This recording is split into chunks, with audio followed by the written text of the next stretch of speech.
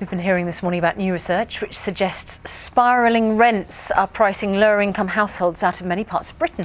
Well, now the BBC's launched its own interactive tool that allows you to see where you can afford to live. Steph has been taking a look at it. Morning, Steph. Yes, good morning to you both. Quite an interesting tool this. I'll explain how it works. We've also got a guest who's going to go through things with us. Morning everyone.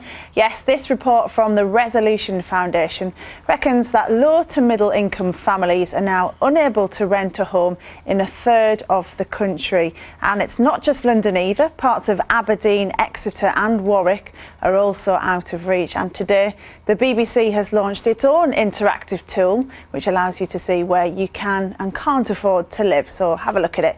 You can find it on the business section of the BBC website. So you start by deciding whether you want to rent or buy. Then you choose the number of bedrooms you want. In this case, we'll go for 2. And then you put in whether you want to look in the cheaper or the more expensive end of the market. Finally, you adjust the slider at the bottom of the screen to show how much you can afford to pay every month. And as you do that, the map changes colour to show you where you can or can't afford to live. So the more you have to spend, the more places you can live in, obviously. And as you might expect, it's London and the South East that are the most expensive areas.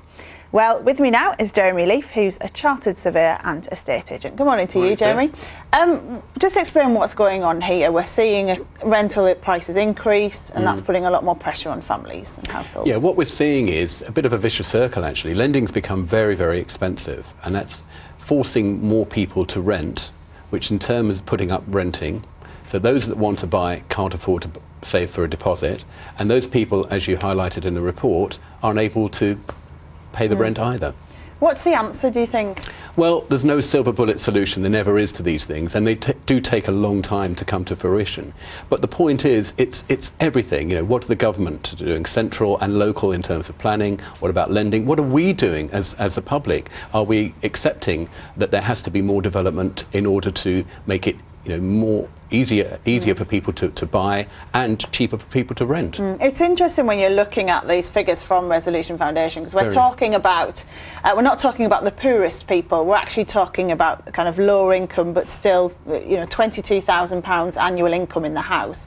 They're not the poorest part of the socio-economic group. So interesting that there is so much of the country they can't afford to live in. Yeah, it's shocking, but it's quite selective, but it also highlights the areas which do need attention and where we can make a difference. Certainly there has been some progress, government has done some things, but we need to do more. We need verifiable targets, we need to check on, is it working? If not, why not? What can we do more to address the problem? We're seeing more things such as the Help to Buy scheme moving and the funding for lending start to move the mortgage market a bit more.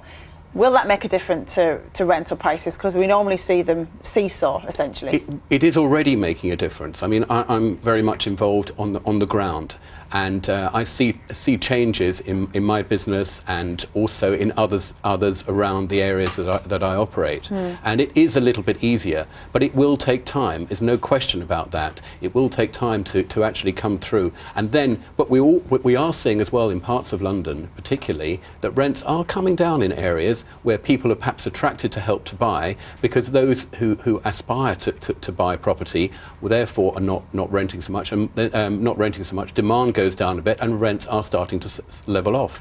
Okay, Jeremy. Well, thank you very much for your time this morning. That's it for me for now. All right, Steph. Thanks very much.